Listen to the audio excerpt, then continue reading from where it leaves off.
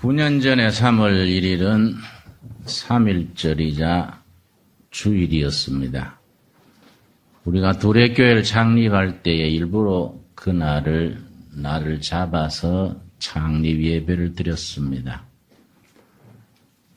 우리 조상들이 일본 제국주의자들의 억압 아래 있을 때에 맨몸으로 독립만세 운동을 일으켰던 민족의 절기와 하나님을 섬기는 안식일 같은 날이었기 때문에 그날에 우리가 창립 예배를 드렸던 의미가 있습니다. 우리 두레교회가 창립될 때의 기본 신학적인 사상적인 그 의미가 그 속에 포함되어 있습니다. 조금 어려운 표현입니다만은 교회사와 민족사의 일치 그렇게 표현을 합니다. 하나님께서는 교회만 사랑하시고 역사하시는 하나님이 아니고 교회 밖에 우리 백성과 민족 결에도 함께 사랑하시고 이끄시는 하나님이시다. 그런 신앙 고백을 바탕으로 하고 있습니다. 다른 표현을 하자면 예수님은 교회 머리만 되시는 게 아니라 이 역사의 주관자시기도 하다. 그런 점에서 우리 민족의 절기인 3.1절과 안식일 같은 날에 겹치는 날 두레교회를 창립을 했었습니다. 어연 9년이 흘렀지요. 우리가 창립 9달을 맞으면서 처음 교회를 세우던 때의 그 마음, 그 신앙, 그 다짐을 다시 돌이킨다는 것이 대단히 중요하다고 여겨집니다. 우리 교회는 분명한 그런 신학적인, 사상적인 내용과 목표를 가지고 시작이 됐습니다. 처음부터 우리 교회 창립에 참여했던 분들이나 나중에 들어온 식구들이나 둘의 신앙 공동체에 몸을 담는 이상 거기에 대한 분명한 인식이 함께 공유해야 될 줄로 압니다. 3.1절이 어떤 절기입니까? 우리 백성들이 그 당시에 일본 사람들의 말처럼 떠오르는 태양, 라이징 선, 동양을 자기들이 지배한다고 그렇게 호언장담하던 그 일본에 대해서 맨몸으로 저항했던 운동이 3.1절입니다. 물론 실패했지요. 당연히 실패할 수밖에 없습니다. 총 한 자루 들지 않고 맨몸으로 일본 제국주의의 막강한 군대에게 저항한다는 것이 처음부터 성공할 수가 없었지요. 그러나 잠시 실패했지만은 긴 역사에서 볼 때 3.1절이 얼마나 중요합니까? 우리 일제 압제당하던 36년 역사에서 3.1절 같은 그런 운동이 없었다면은 우리 역사가 얼마나 부끄러운 역사겠습니까? 우리 교회로서 자랑스러운 것은 그때 조선 인구의 4%가 크리스찬이 못 됐는데 민족 지도자 33인 중에 절반 이상이 크리스찬이었다는 것. 그리고 1919년 3월 1일 만세운동이 일어난 이후로 전국에서 만세를 불렀던 지역의 75% 이상이 교회를 중심으로 일어났다는 것. 대단히 자랑스러운 역사지요. 많은 우리 선배 크리스찬들이 조국의 독립을 위해서 일본 헌병들의 총칼 앞에 자기 몸을 던졌던 겁니다. 그 운동이 실패한 뒤에 1919년 4월 10일 3.1 운동으로부터 불과 40일 뒤에 우리 민족 지도자들이 중국으로 망명을 해서 상해에서 임시정부를 선언하게 됩니다. 근데 참 우리가 선배들에 대해서 감탄할 수밖에 없는 것은 그때 상해에서 임시정부 선언하면서 선언문 속에 우리는 5등은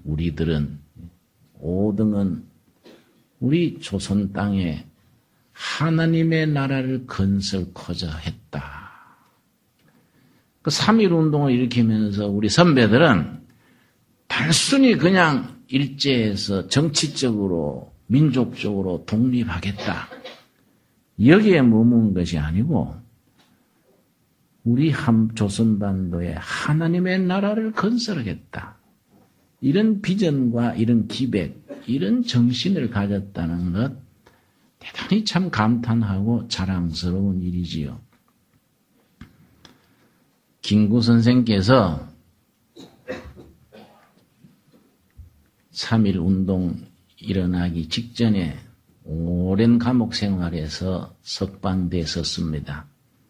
신민의 사건이라는 데 관여가 돼서 오랜 옥중 생활하고 석방된 뒤에 3.1 운동이 일어나자마자 조선을 탈출하게 되는데 임시정부가 시작된 1919년 4월 10일이 임시정부 시작됐는데 3일 뒤에 4월 13일에 상해에 도착을 했습니다. 김구 선생이 이제 무사히 일본 경찰의 눈을 피해서 탈출을 해서 상해까지 간 뒤에 그때 임시정부의 지금 말하면 국무총리격이 도산 안창호 선생입니다. 미국에 계시다가 이제 상해로 오셔서 임시정부를 이끄는 국무위원, 지금 국무총리격을 맡아 계셨는데 백범 김구가 안창호 선생을 찾아갔어요. 찾아가서 선생님, 나 임시정부의 청사에 문지기로 세워주세요. 자기가 문지기로 자청했습니다. 요즘 말하면 수위지요, 수위. 수위를 나한테 맡겨주시오. 그러니까 도산 선생이 천하의 백범인데 그 수위해가 되겠는가? 좀 더 큰 일을 맡아야지. 그랬단 말이지요. 그랬더니 백범 김구 선생께서 뭐라고 했는고 하니 내가 일제 감옥에 있으면서 날마다 감옥에서 청소할 때에 내가 하나님께 기도했습니다. 김구 선생은 감옥에서 예수를 믿게 됐습니다. 그러고서 매일 기도하기를 하나님, 내가 언젠가 독립된 대한민국 정부 청사에 문지기를 시켜주십시오.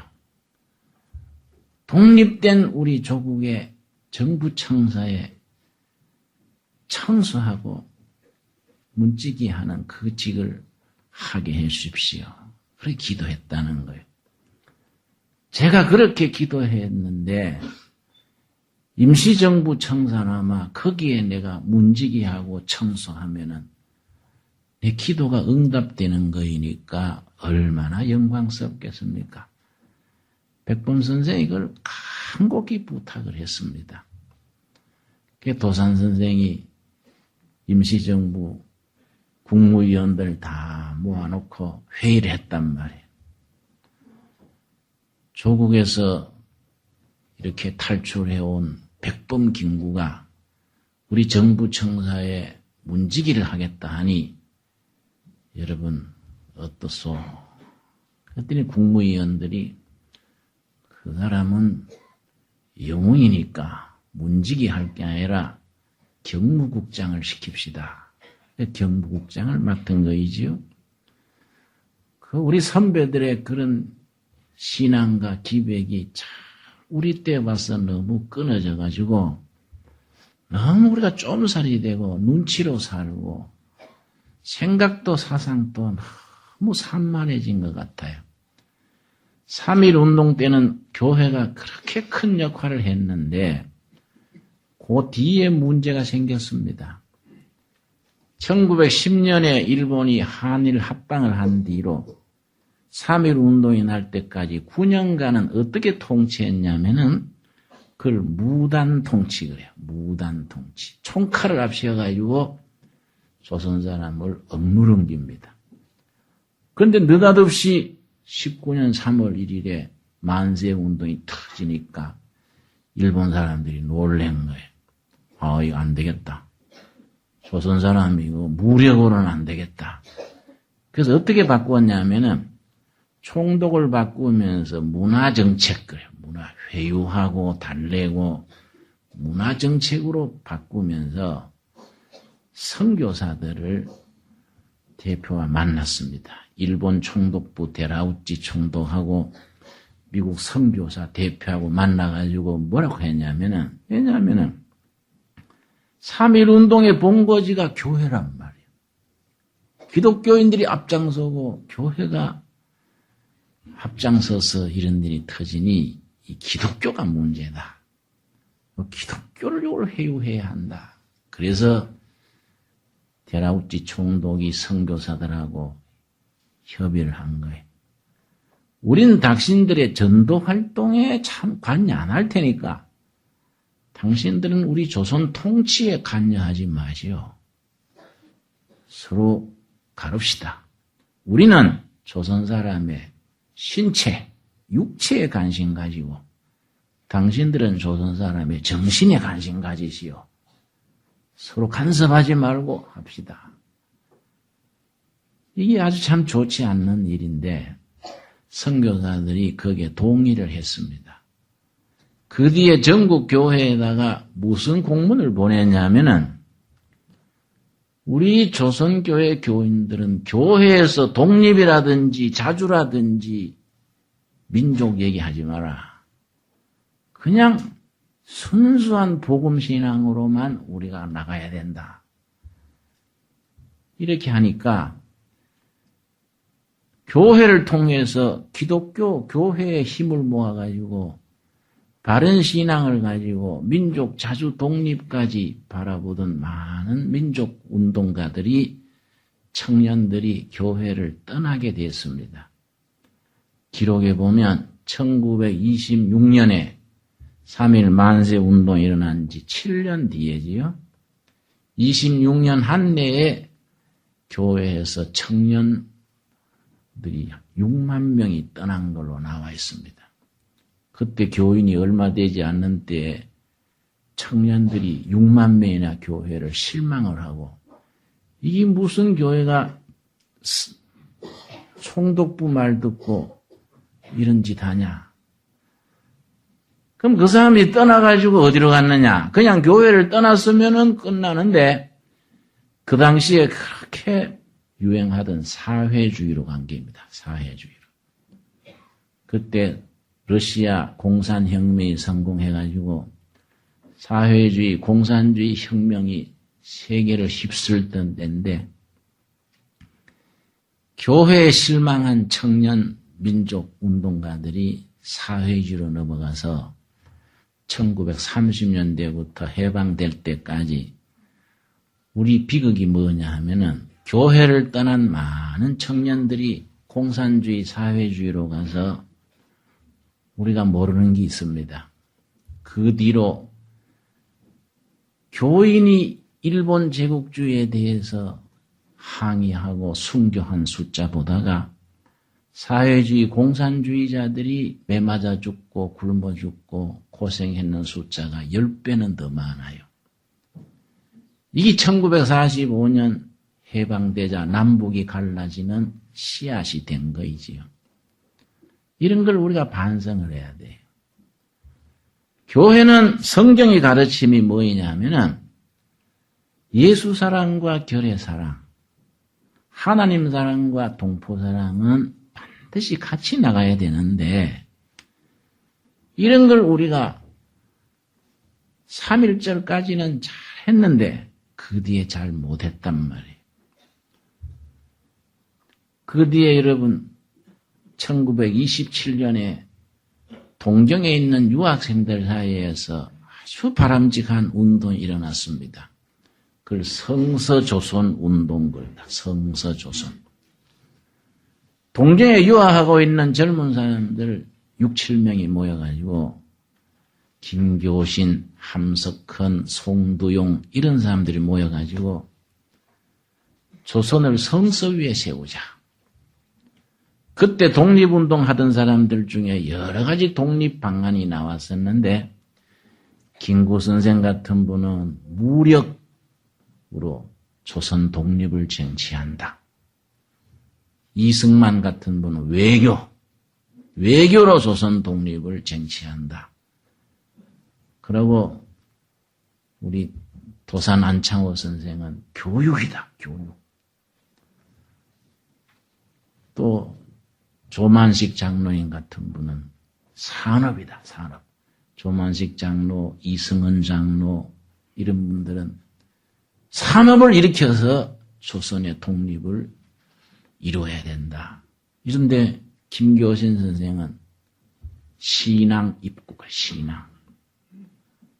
바른 신앙, 바른 혼, 바른 종교를 가지고 조선 사람의 혼을 깨우쳐서 조선의 독립을 기해야 된다.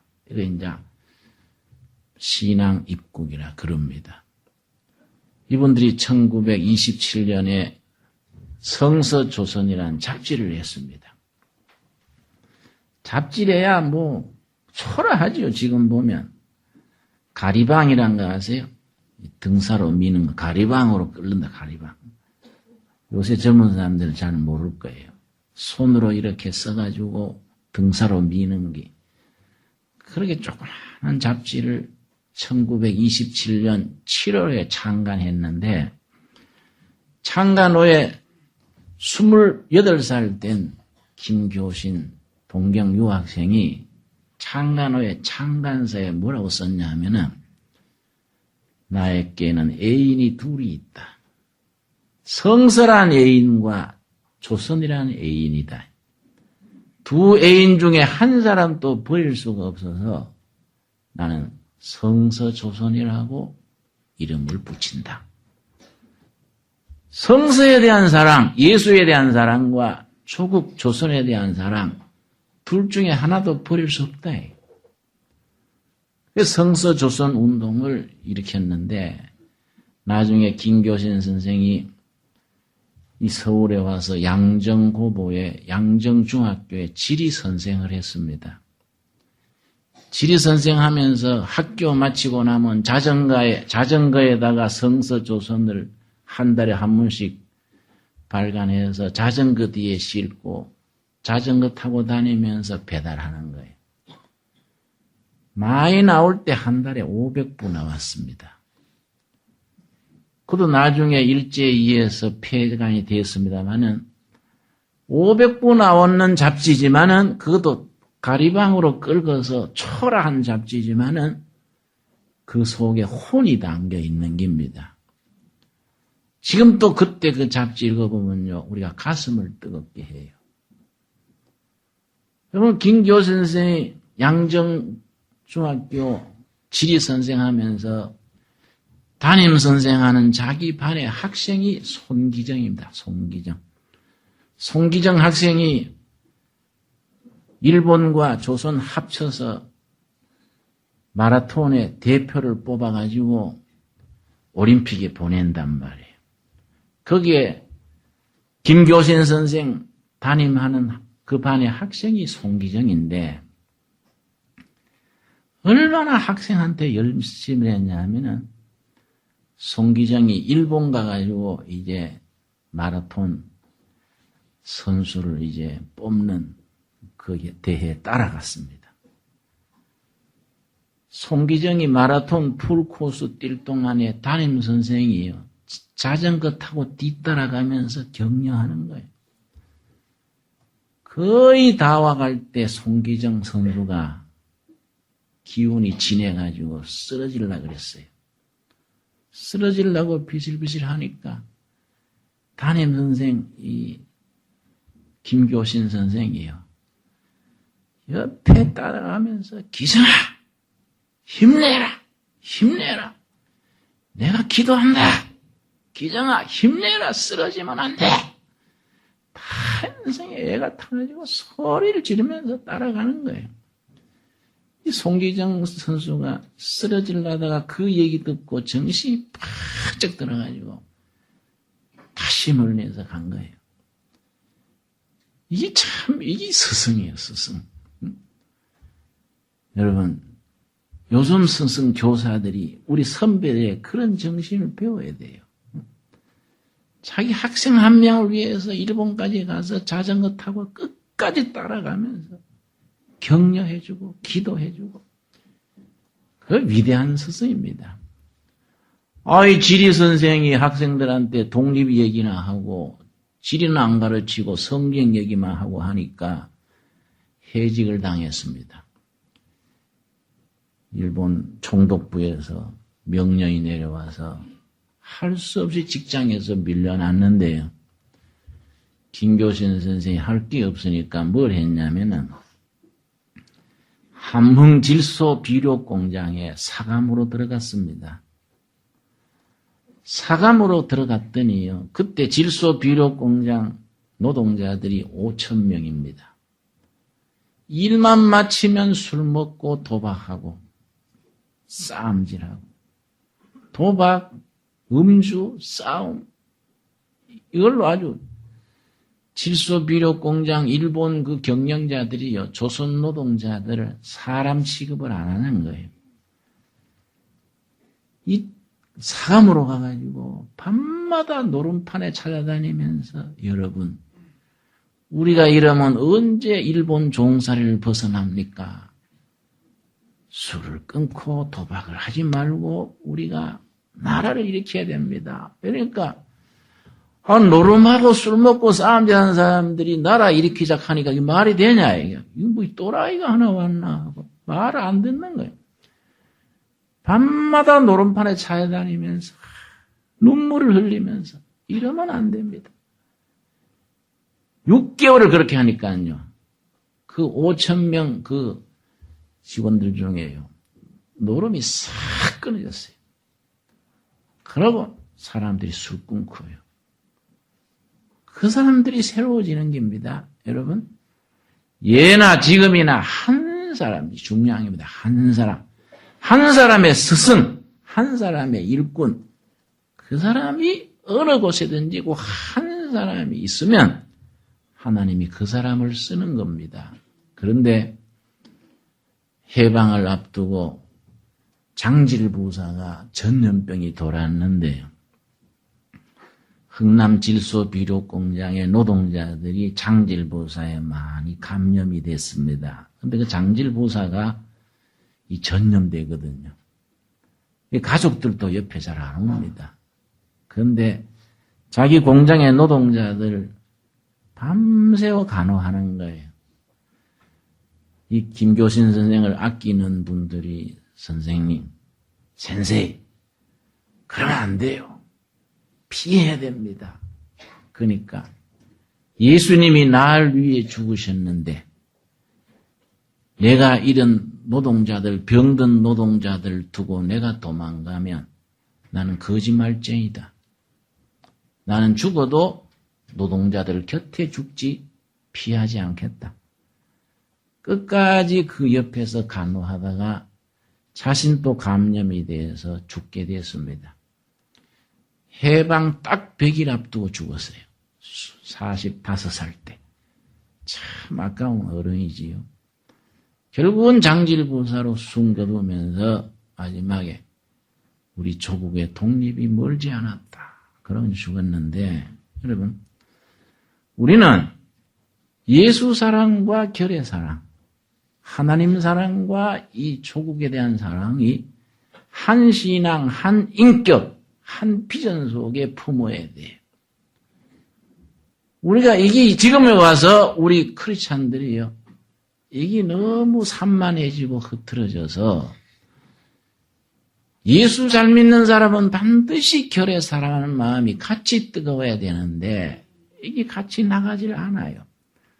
오늘 읽은 본문 말씀 이사야서 58장 12절 말씀은 9년 전에 우리 교회가 3.1절이면서 주일이었던 그날에 창립할 때 읽었던 본문입니다. 이사야서 58장 12절 너게서 날짜들이 너가 누굽니까? 한국교회 전체를 말하고 한국 기독교에서 길러낼 일꾼들이 또 좁히면 둘의 교회에서 길러낼 일꾼들이 그 말입니다. 너게서 날짜들이 오래 황폐된 곳들을 다시 세울 것이며 너는 역대에 파괴된 기초를 쌓으리니 역사와 백성들의 민심과 교육과 정치 허물어진 기초, 허물어진 기초, 파운데이션. 허물어지고 흐트러지고 병든 기초를 누가 쌓을 것이냐? 너희 교회가 길러내는 일꾼들이 무너진 역사의 기초를 쌓게 해라. 이 말씀이지요. 우리에게 도전하는 말씀입니다.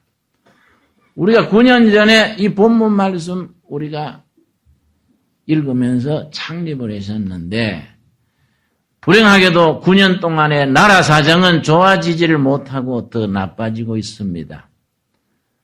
우리 신앙은 예배당 안에서만 가만히 있는 신앙은 성경적이 아니에요. 그거는 단순한 종교 활동이지 성경적인 신앙은 예배당 안에서 받은 능력과 비전과 꿈을 가지고 예배당 밖에 세상을 바로 세우겠다는 그런 용기, 그런 기백, 그런 정신에 서 있는 신앙이 성경적인 신앙입니다. 너게서 날짜들이 오래 황폐된 곳들을 다시 세울 것이며 너는 역대 무너진 기초를 쌓으리라. 역대, 대를 물려가면서 허물어진 기초를 다시 쌓게 하리라. 그건 청년 이사야에게 주셨던 미션, 그 사명이 오늘 우리에게 주시는 사명이지요. 우리 9년 동안에 이런 사정, 저런 사정으로 제대로 못했던 것을 돌이키면서 앞으로 다가오는 9년, 지나간 9년보다 중요한 것은 앞으로 오는 9년이지요. 앞으로 오는 9년 동안에 우리가 창립할 때 읽고 다짐했던 이 말씀을 온몸으로, 온 교회로 잘 실천해 나가는 다짐 있게 되기를 바랍니다. 기도하겠습니다. 주님 은혜를 감사드립니다. 주님께서 우리를 사랑하셔서 9년 전에 우리가 뜻을 품고 시작한 교회가 9년이 지났습니다. 앞으로 다가오는 9년 동안에 우리가 새로워져서 힘을 모으고 기도를 모으고 뜻을 모아 허물어진 백성들과 역사의 기초를 다시 쌓게 하라. 그 말씀에 아멘으로 응답게 하여 주시옵소서. 예수님 이름 받들어 기도드렸사옵나이다. 아멘.